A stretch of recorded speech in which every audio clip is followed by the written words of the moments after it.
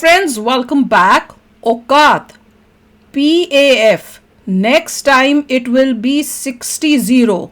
Reality. Next time there won't be any runaways. ये क्या चल रहा है भैया? चलो देखें, वीडियो शुरू करते हैं। वीडियो शुरू करने से पहले अगर आप चैनल पर नए हो और आपने अभी तक सब्सक्राइब नहीं किया तो जल्दी से पहले सब्सक्राइब के बटन और बेल आइकन को क्लिक कर लो ताकि आपको हमारे सारे न्यू वीडियोस के नोटिफिकेशन मिल जाएं जैसे हम अपलोड करें। अगर आपको वीडियो पसंद आता है प्लीज लाइक एंड शेयर। चलिए शुरू करते हैं।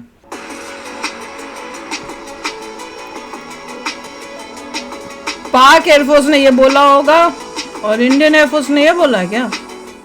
Hello friends, welcome to Defence Matrix. तो एक इंटरेस्टिंग इंसिडेंट हुआ है जिसके अंतर्गत पाकिस्तान के air vice marshal Shahryar Khan द्वारा कुछ ऐसा कहा गया जिसकी वजह से हमें औकात सीरीज को दोबारा से वापस लाना पड़ा है। तो इनके द्वारा ये कहा गया कि अगली बार जो स्कोर है ये 6-0 नहीं 60-0 होगा इंशाल्लाह। इंटरेस्टिंगली ये कमेंट जिस इवेंट में किया गया था ये पाकिस्तान के defence and martyr day ceremony के दौरान था, यानी कि जहां पर इनको शो बनाना चाहिए था इनके 150 के ऊपर सोल्जर्स के मार्टिर होने का, वहां पर ये 6-0 को 60-0 बनाने की बात कर रहे थे। जो 150 ऑल आउट हुआ है उसका तो डिस्कशन ही यहाँ पर नहीं हो रहा है। उन बेचारों के नाम तक आपको हटाने पड़ गए ताकि आपका प्रोपेगेंडा ना वीक हो जाए। आसिम मुनीर को प्रमोशन यहाँ पर दिया गया है और यहाँ पर 60-0 की बात कही जा रही है। तो ये जो फ्रस्ट्रेशन है ये एक्चुअली तब निकल कर आ रही है जब इंडियन एयरफोर्स की साइड से बातों को बताना चालू किया गया है। तो जब से हमारे एयर चीफ मार्शल ने नंबर्स को कोट किया है उसके बाद नए वीडियोस निकलकर सामने आए हैं, तब से इनकी फ्रस्ट्रेशन बढ़ गई है। नई सैटेलाइट इमेजेस भी रिलीज करी गई हैं जो कि शोकेस करता है कि इंडियन एयरफोर्स का जो अटैक रहा है ये लार्जर स्केल पे रहा है और डिवास्टेशन काफी डीप है। इवन जो इनका रहीम यार खान एयरबेस है वो आज भी एक्टिव नहीं है। सितंबर 12 तक का नोट है आज तक जारी किया हुआ है।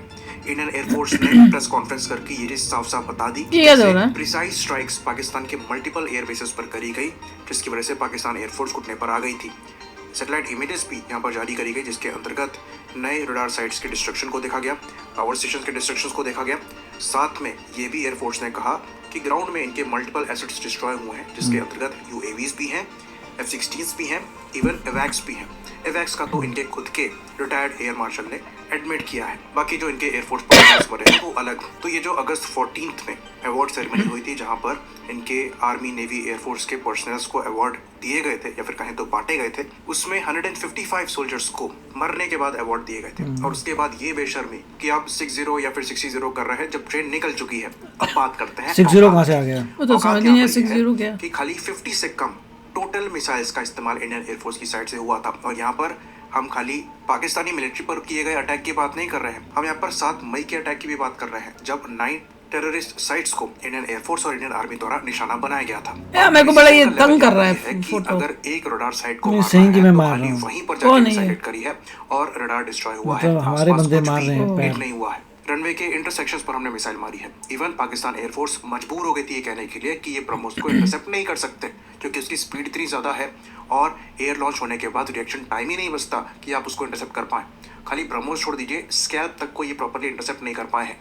एक स्कैल्प का जो रकेट दिखाई दे रहा है वो मैल फंक्शनिंग की वजह से है। तो इनका एयर डिफेंस सिस्टम पूरी तरीके से फेल रहा था। इवन हमारे लॉइटरिंग म्यूनिशंस की स्ट्राइक में ही इनके कई एयर डिफेंस सिस्टम्स जो हैं शूट डाउन कर दिए गए थे। इवन लाहौर में इनके सबसे powerful air defence system HQ-9 को न्यूट्रलाइज किया गया था। तो यहाँ पर हम खाली अपनी स्ट्राइक कैपेबिलिटी नहीं बता रहे हैं, हम यहाँ पर इंडिया की इंटेल कैपेबिलिटी को भी बता रहे हैं कि हमें प्रिसाइजली पता है कि कौन सा हाई वैल्यू टारगेट है, कहाँ से क्या सिग्नलिंग जाएगी और हमने उसी को प्रिसाइजली टारगेट किया है।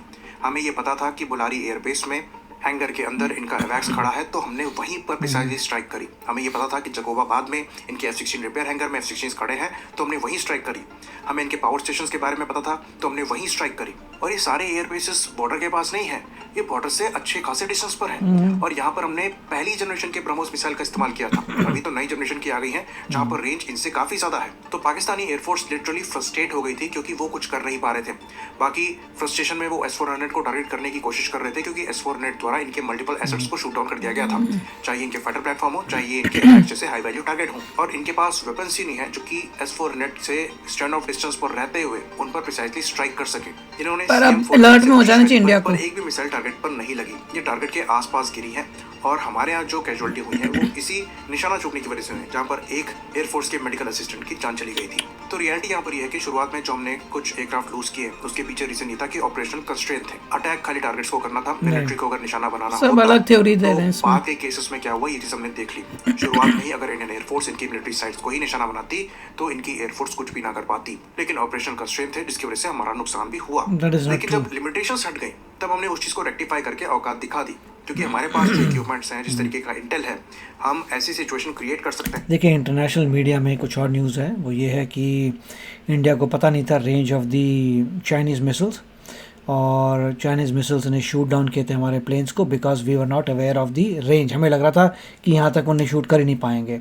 जब ये पता लगा कि टैक्टिकल मिस्टेक थी, एक्चुअली उनकी PL-15 या जो भी उसकी रेंज ज़्यादा है, then strategy was change. So this was a intel failure कि आपको पता नहीं है कि रेंज क्या है चाइनीज़ मिसल्स की, ज़्यादा होती है बताते कम है। तो that was a learning. Force उड़ ही ना पाए लड़ने के बाद तो आप छोड़ दीजिए, और ये एक्चुअल में हुआ था। लास्ट में इन्होंने अपने फाइटर एयरक्राफ्ट बॉर्डर से पीछे की साइड पर पुल कर लिए थे, क्योंकि इन्हें चाइना की तरफ से इंटेल मिल रहा था। ये खाली मूक दर्शक बनकर अपनी बर्बादी का नजारा देख रहे थे। तो औकात इनकी ये है कि अगर आज लड़ाई होती है तो ऑपरेशन सिंदूर में ही इंडियन एयरफोर्स ने जो हालत पाकिस्तान एयरफोर्स की करी है वो किसी भी पोजीशन में नहीं है इंडियन एयरफोर्स को फेस करने के, क्योंकि रनवेज और हैंगर तो ये रिपेयर कर लेंगे, लेकिन जो रडार साइट्स का डिस्ट्रक्शन हुआ है, जो इन्होंने अपने प्लेटफॉर्म्स लूज किए हैं, चाहे वो एवैक्स हो चाहे F-16 हो, वो इनके पास अभी नहीं है। अगर ये उनको रिप्लेस करने का प्रयास भी करते हैं तो कम से कम 2-3 साल का समय यहाँ पर लगेगा। और उसके बाद जो एक्सपीरियंस्ड मैन फोर्स लूज करी है इन्होंने, उसका क्या करेंगे? उसको बनाने में इनको सालों लग जाएंगे। तो आज अगर लड़ाई होती है तो पाकिस्तान एयरफोर्स आज अपने वीकेस्ट पर है, और ये जो 60 की बात कर रहे हैं उसका तो पता नहीं, पर 150 का आंकड़ा बड़ा होता है और ये इजीली इसको एक्सीड कर जाएगा। इस कॉन्फ्लिक्ट में एयरफोर्स ने अपने 5% आर्सेनल को भी इस्तेमाल नहीं किया है। इतने वेपन्स तो हम टेस्टिंग और ट्रायल्स में बर्बाद करते हैं। और जिस तरीके से इंडियन एयरफोर्स का अटैक था, अगर ये कॉन्फ्लिक्ट एक हफ्ता छोड़ दीजिए, अगर 5 दिन भी आगे बढ़ जाता तो इनको अपने एयरक्राफ्ट अफगानिस्तान और ईरान में लैंड कराने पड़ते, क्योंकि पाकिस्तान में रनवेज नहीं बसते। और यहाँ पर हम खाली एयरफोर्स के एक्शन की बात कर रहे हैं, नेवी को तो मौका ही नहीं मिला। बाकी बात रही फ्यूचर की, तो इंडिया में जो इंडियन एयरफोर्स है वो कॉन्फ्लिक्ट को जीतने के बाद भी चीज़ों पर मंथन कर रही है और जो वीक एरियाज हैं उनको मजबूत करने पर विचार कर रही है। पाकिस्तान एयरफोर्स की तरह डायलॉग्स नहीं मार रही है और ना ही पोस्टर सबको आ रही है। हमारे यहाँ बात चल रही है अच्छा, तो उन्होंने ये सब तमाशे किए अभी। हमारे यहाँ बात चल रही है एयर डिफेंस सिस्टम्स को मजबूत करने की, हमारे यहाँ बात चल रही है अनमैन्ड सिस्टम की कैपेबिलिटी को मजबूत करने की और सैटेलाइट लॉन्चेस की। तो हम अपनी तैयारी कर रहे हैं। बिलियंस ऑफ डॉलर्स का इन्वेस्टमेंट यहाँ पर किया जा रहा है, और जिस तरीके का इंटेल नेटवर्क फ्यूचर में इंडिया का होने वाला है कि अगर पाकिस्तानी लीडरशिप न्यूक्लियर सोच भी लेगी तो उनके इंस्टॉलेशंस पर अटैक हो जाएगा। और ये ट्रेलर हमने किराना हिल्स पर दिया है। तो खाली डायलॉग मारने से चीजें नहीं होती है। एयर वाइस मार्शल को डिस्कस करना चाहिए था कि हम क्या कर रहे हैं फ्यूचर की तैयारी के लिए, कौन सी टेक्नोलॉजीज लेकर आ रहे हैं, किसके आगे हाथ फैला रहे हैं, ये बताना चाहिए। खाली जज्बे से प्रोपेगेंडा करने से आप वॉर नहीं जीत सकते। पाकिस्तानियों को बेवकूफ बना सकते हैं क्योंकि उन्हें फैक्ट से मतलब नहीं है, पर रियलिटी प्रोपेगेंडा नहीं होता है। बाकी पाकिस्तानियों को तो ये भी पूछना चाहिए कि पाकिस्तान के अंदर इतने सारे इंडियन पायलट्स पकड़े गए थे, गए कहाँ? जहाँ देखो वहाँ इंडियन पायलट्स के पैराशूट दिखाई दे रहे थे, वो गायब कहाँ हो गए? क्योंकि हमें तो पता है वो किसके पायलट थे, बॉर्डर किसी ने क्रॉस नहीं किया था, पर एकदम से ये वीडियोस डिलीट क्यों करने पड़े, इस पर भी सवाल उठता है। पर पाकिस्तान ये नहीं पूछेंगे। तो औकात आपकी ये है कि आप 60 का भूल जाइए। फ्यूचर में पाकिस्तान एयरफोर्स टेक ऑफ कराने के बाद दोबारा पाकिस्तान में एयरक्राफ्ट लैंड भी करा पाएगी या नहीं करा पाएगी, सवाल ये होना चाहिए। सवाल ये होना चाहिए कि क्या आपके रिलेशन तालिबान से इतने अच्छे हैं कि वो अलाउ करे कि पाकिस्तान एयरफोर्स के एयरक्राफ्ट अफगानिस्तान में लैंड करे या नहीं, क्योंकि फ्यूचर वही है। आई होप इन्फॉर्मेशन यहाँ पर क्लियर रही हो। इसी बात पर इस वीडियो को हम खत्म करेंगे। भाई मतलब ऑपरेशन सिंदूर हो गया है, सब हो चुका है, अभी भी वो वहीं पे अटके पड़े हैं। मैं तो समझ ही नहीं आ रहा। पर एक चीज़ बहुत इंपॉर्टेंट है जो मैं बोलना चाहूँगी कि कभी भी एनिमी को हल्के में मत लो। अगर हमको पता चल रहा है कि हमें कहाँ कहाँ पे और इम्प्रूवमेंट्स करनी है, तो वैसे उनको भी बहुत सारी इंफॉर्मेशन इस टाइप की पता चली होगी, क्योंकि हारे वाले के पास को तो ज़्यादा ज़रूरत होती है। तो इसलिए वो बहुत इम्पोर्टेंट है कि देखो कि ये अब कैसे इम्प्रूव कर रहे हैं, क्या एक्स्ट्रा ला रहे हैं, क्या करने वाले हैं, और उसको काउंटर करने के लिए हम पहले से रेडी हुए होने चाहिए। देखिए इसमें ये था कि ये बहुत अच्छी बात है कि हमारी एयरफोर्स बहुत तेज़ी से आगे बढ़ रही है, मगर हम आगे बढ़ रहे हैं बाय बाइंग स्टफ़। हमें मेक श्योर करना है खुद बनाए। DRDO में और फंडिंग जानी चाहिए, चाहे पूरे वर्ल्ड को बताएं, बट DRDO को पैसा इंक्रीज़ करिए, बजट इंक्रीज़ करिए, और कोई ऐसा सिस्टम होना चाहिए कि जहाँ पे स्कूल्स में जब आपको पता है कोई शार्प बच्चे हैं, उनको पहले से टूवर्ड्स DRDO रिक्रूटमेंट होना चाहिए। बिल्कुल। कोई बहुत ही किसी को अपना ब्रेन लगाना पड़ेगा इंडिया में देखने के लिए कि ये बच्चे बहुत शार्प हैं, इन सबको DRDO की तरफ दिया जाए, पैकेजेस दी जाए, पे पैकेजेस, इतने अमेजिंग पैकेजेस होने चाहिए कि वो बीट करते हो टॉप पैकेजेस बाहर की दुनिया में, कि वो बच्चा कहे कि भैया मैंने करना है तो यही करना है, इतना समथिंग लाइक दैट, क्योंकि देशभक्ति हर एक के इंडियन के अंदर है। क्योंकि DRDO नजर आ रही है जो एक्चुअली इन्वेंट करी चीजें बना रही है, कैचअप की कोशिश कर रही है। India needs to support them even more. बिल्कुल, बहुत इंपॉर्टेंट है।